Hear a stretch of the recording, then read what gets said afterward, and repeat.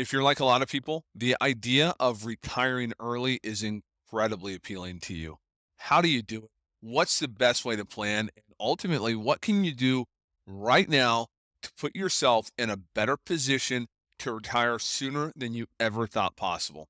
My name is Jim Martin. I'm a financial advisor and the founder of Martin Wealth Solutions. We're completely committed to helping people plan for and enjoy their retirement. And this is a topic that's near and dear to my heart because I sit down with people every week who want the same thing. They want to stop working and retire sooner than they had ever planned on. And we're going to cover the top 5 things that you can do right now to put yourself in a better position for tomorrow. So let's get started. So the first thing you can do if you want to retire early is save aggressively. Save as much money as you can before you retire. It seems really obvious. However, I'm telling you, there are so many people who think, well, just because I want to retire early, I can. And by the way, you likely can. The problem is if you retire before you have adequate savings, you're more than likely going to have to go back to work, or your standard of living in retirement is going to be so bare bones that it's going to feel very tight, very uncomfortable, and it's not going to be something worth retiring to. Even if you're not working, there is no fun in it if you can't travel, if you can't go to dinner, if you can't buy the things you want, or if you're struggling to pay your light bill. So what do we mean by saving aggressively? What does that really look like? Well, it's not the standard 5 to 15%.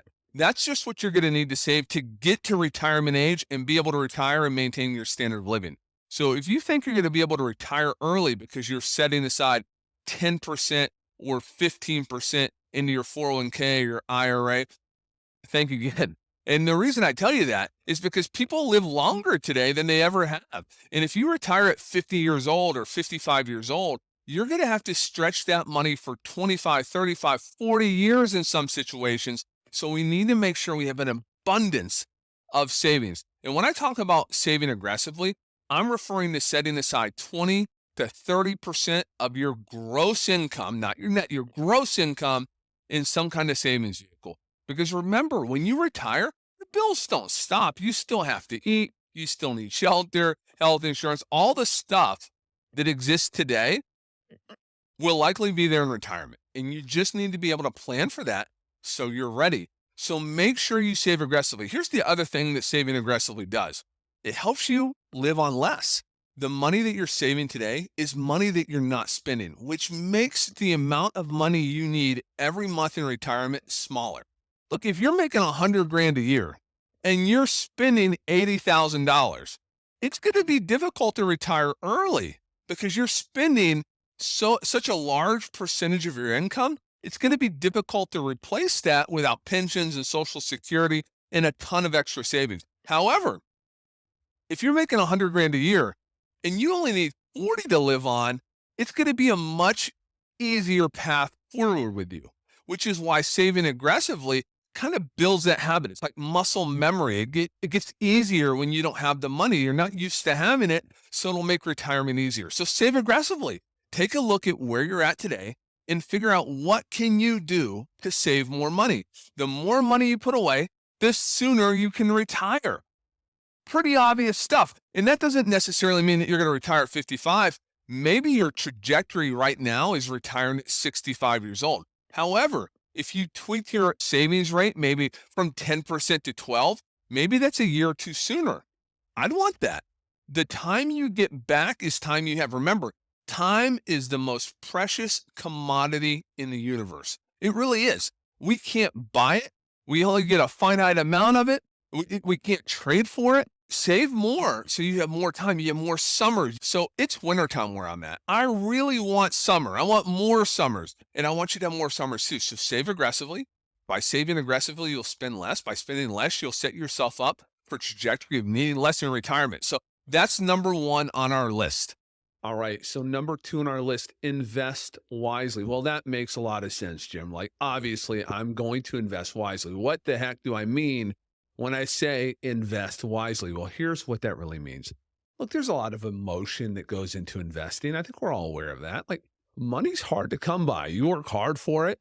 And when the market goes down or we hear some amazing opportunity, maybe you don't make the best decisions that are out there. So let's start with some basics around investing that I think will deliver better results for most people over time and allow you to ultimately invest wisely. So number 1, don't get emotional. Investing is a long-term endeavor. We know markets are going to go up, but they're also going to do what? They're going to go down. So it's important to be aware of that before you invest and not try to make knee-jerk reactions. Don't try to time the market because you will not get it right over time, generally speaking.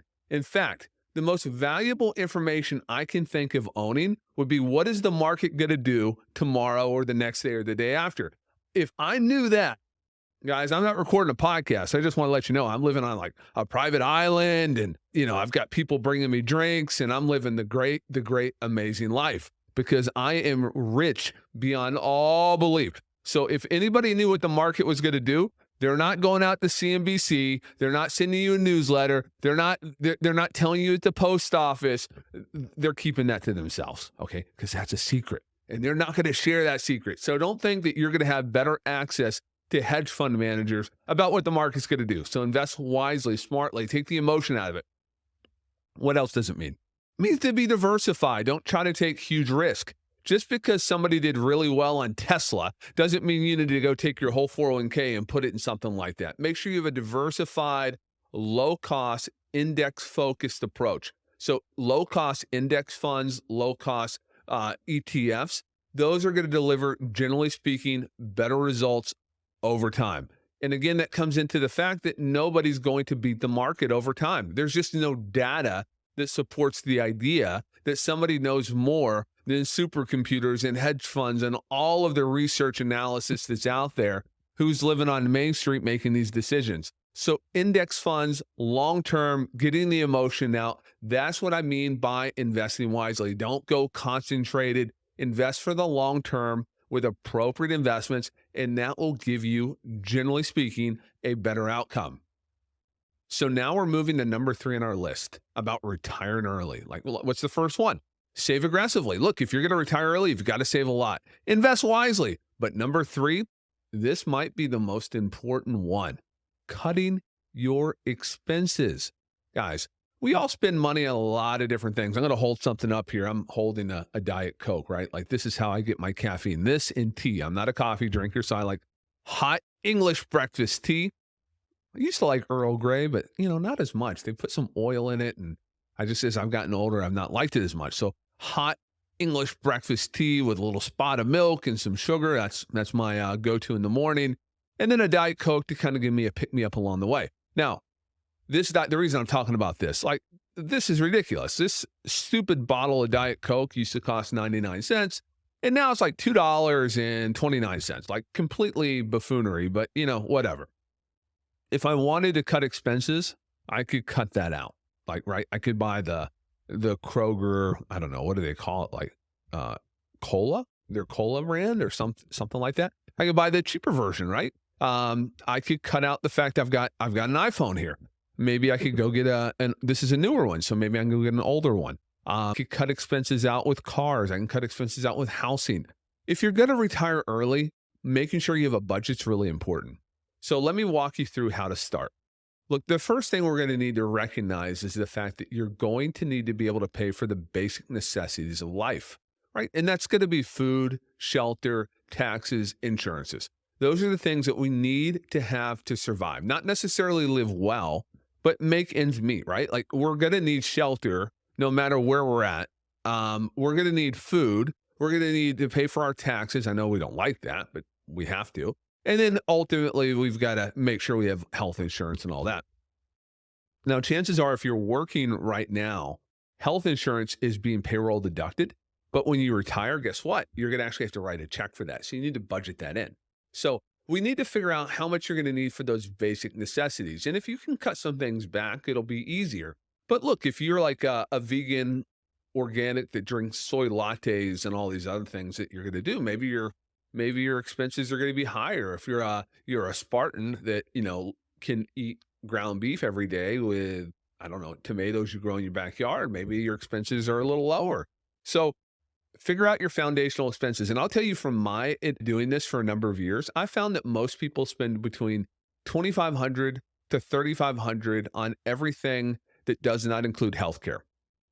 You can throw in another $500 to $600 a month for healthcare costs on top of that. So these are estimates. So you need to vet this for yourself and figure out if this makes sense.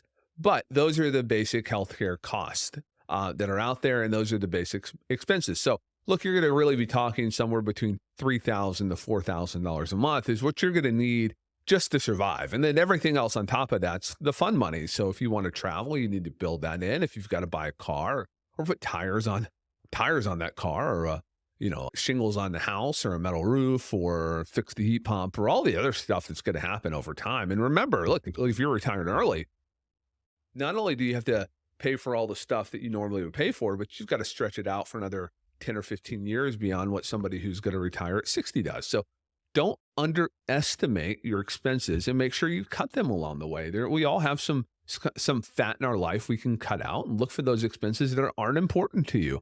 And if you can cut some of those back and prioritize the things that are important, maybe you can retire earlier. And I'll tell you that most people do not have a savings problem, right? I meet a lot of people that really they have a spending problem. They spend way, way, way too much money relative to their income, or they, at the end of the day, they save every dime that shows up in their checking account. And this is another way you can factor this in. Like, look, a lot of folks will say, well, yeah, I'm saving 10% in my 401k, Jim. So I'm going to get that back when I retire. No, you're not. That money's in the 401k. Sure, you're going to get it. But the reality is you're spending what comes into your paycheck, every dime of it. So here's an easy way to do it. Figure out what you're paid every 2 weeks, every month, whatever that is, and then see how much money's left over. Okay. So let's imagine you're paid $5,000 on a monthly basis, right? You have $5,000 a month that shows up. And at the end of the month, you've got $500. Well, you're going to need $4,500 every month in retirement to make ends meet, plus whatever your health insurance will be, which is another $500 on top of that.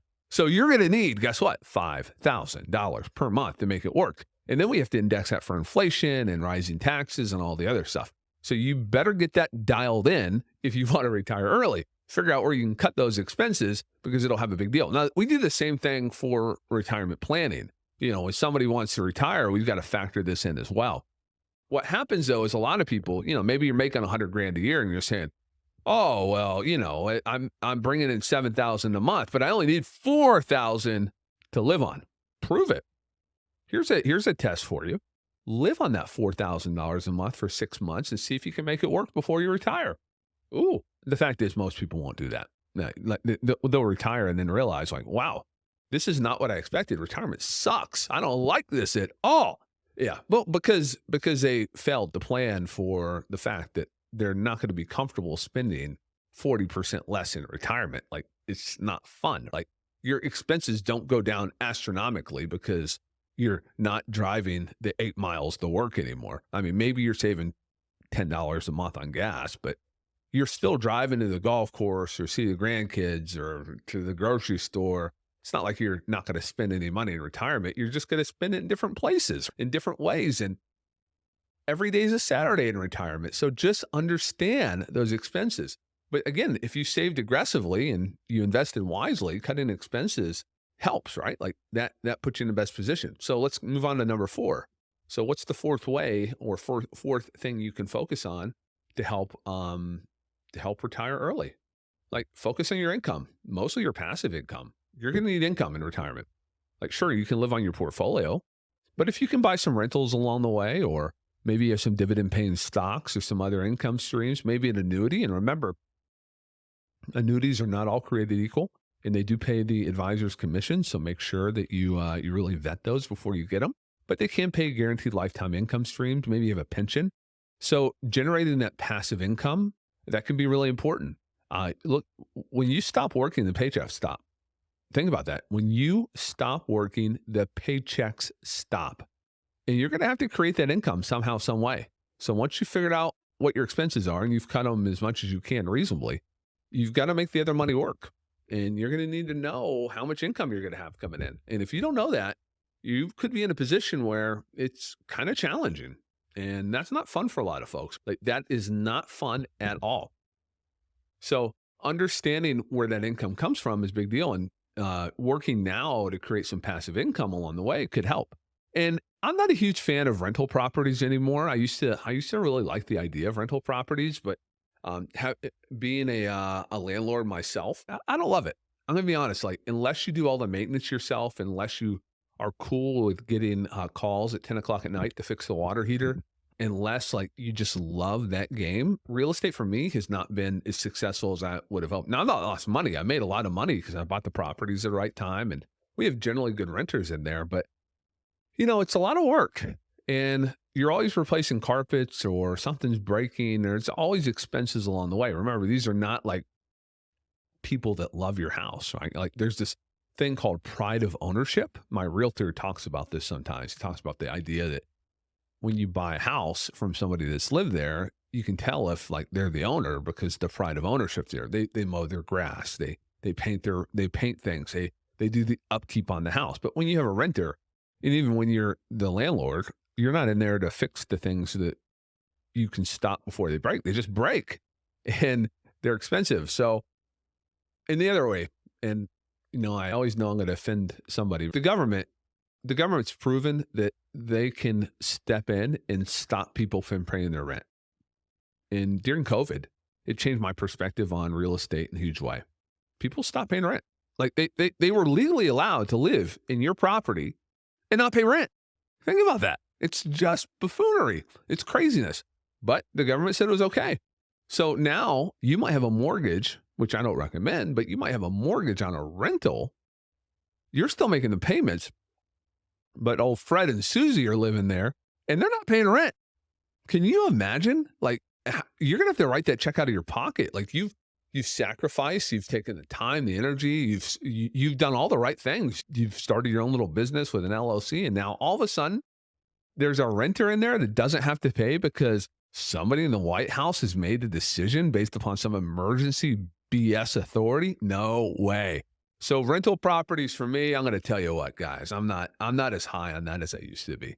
Not saying it's not good. Like there's plenty of renters that are going to listen to this and think I'm an idiot, and that's okay.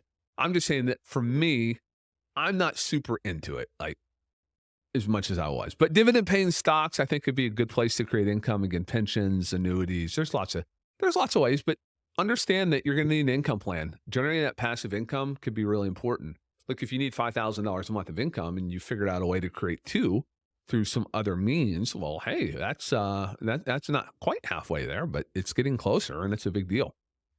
All right, we're moving on to the last item on our list. Retire debt-free. Guys, if you're going to retire early, you do not want to go into retirement with debt. I don't care what age you are. I don't care if you're 65 or 55. Debt retirement is dumb. Look, I'm a Dave Ramsey SmartVestor Pro. I take that real seriously, and I get people going to debt. Like I understand. I get the idea around it. Like life is hard. You might not have the money to pay for your water heater, and it breaks, and you got to replace it. I mean, I'm going to use a credit card if I had to, right? Like you would too. I'm not going to not have a water heater if I don't have an emergency fund, but prioritizing paying off those high interest debts is the first place you want to start. I believe in like that, what is called a debt snowball, if you can. And here's how a debt snowball works. List all of your debts down on a piece of paper. And let's imagine you had a mortgage for $200,000 and you had a credit card for 20, or a car for 20 and a credit card for 2, right? So you've got 3 debts. Well, the first thing I do is pay off the credit card for 2. And it's also going to generally work in that be the highest interest payment on that as well. Pay that off. And then take your payment and make minimum payments on the other 2. One of the challenges people get into when paying off debt is they pay a little bit more than the minimum on everything. And then they have debt forever. Like it just never gets paid off. So list your debts in order from highest to largest. Don't worry about the interest rates. This is not a math problem. This is a behavior problem. Pay off the lowest balance first. And let's imagine that payment was $50 a month and the other one was $100 and the other one was $100. Okay. Real simple. So then what we're going to do is pay off that lowest one. And now on the second highest balance, we're going to pay $150. We're going to take that extra money we were paying on number 1 and apply it to number 2 plus the principal. Then we're going to pay number 2 off. while you're making the minimum payment on the highest debt, then you're going to pay off the largest debt. It's called a debt snowball. We do not want to go into retirement debt. Remember, if you have debt, guess what you have to do? You have to account for it in your cash flow, meaning that we're going to have to figure out a way to create the income, whether it's passive or active, in order to pay for it. The number 6 on my list, it's not really on my list, but I'm going to throw this out here, is what I refer to as a hybrid retirement. Okay. And I think this can really work well for a lot of people. Once you've hit a certain age, maybe you're in your mid 50s or your early 60s, and you're not quite ready to retire, you haven't saved quite enough, but you're tired of working and the grind you're doing, let me give you a tip. You might be able to do some part-time work or take a job that's less stressful and still have some income coming in and work less. You might not be able to take the 3 weeks a month off and go to Yellowstone or wherever you want to go, but what you might be able to do is you might be able to work less with a less stressful job. So we call that a hybrid retirement.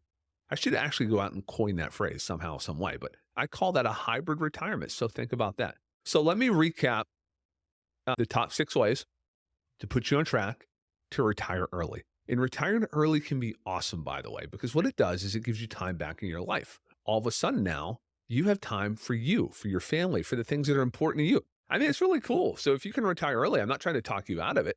I just want you to know that, look, you're going to have to make the money last longer.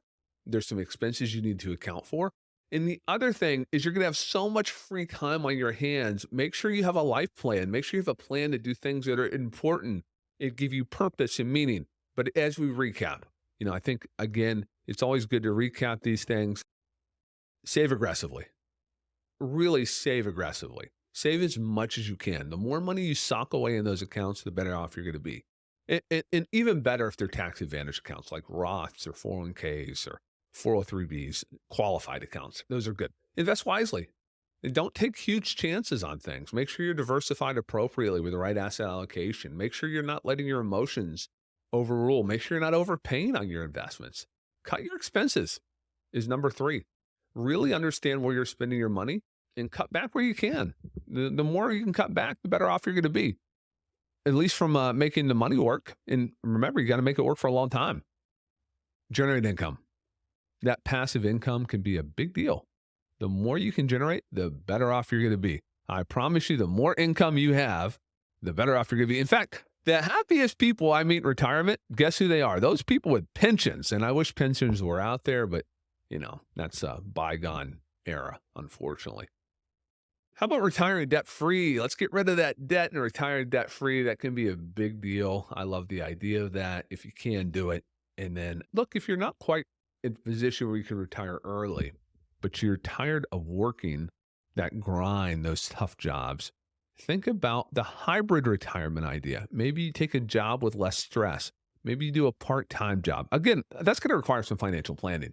I would encourage anybody to listen to this, whether it's with me or anywhere else. Run the numbers before you do this. Just don't all of a sudden wake up one afternoon and say, I'm going to retire on Monday. That's probably not a great decision. So make sure if you're going to do it wisely and take a look at where you're at. Make sure you have the right plan. Hey, I hope this was impactful. We will post this on our YouTube channel. That'll be in the show notes. It's Retirement Answers Today is the YouTube channel, and I encourage you to go out and subscribe to that. We post new material often. Hopefully you found some value out of it. My name is Jim Martin with Martin Wealth Solutions, and I want to thank you for listening to our first show, one of many, and we'll be back next week. Take care. We appreciate you joining us today for this episode of the podcast. Opinions voiced in this podcast are provided for informational purposes only and is not a solicitation or recommendation of any investment strategy. There is no assurance that any investment strategy will achieve its objectives. Information provided is not intended as tax or legal advice. You are encouraged to seek tax or legal advice from an independent professional. We are not affiliated with Social Security or any governmental agency. New River Financial Group, LLC is a registered investment advisor offering advisory services in the state of Virginia and other jurisdictions where exempted. New River Financial Group, LLC, doing business as Martin Wealth Solutions. Investing involves risk, including the loss of principal. No investment strategy can guarantee a profit or protect against loss in periods of declining value.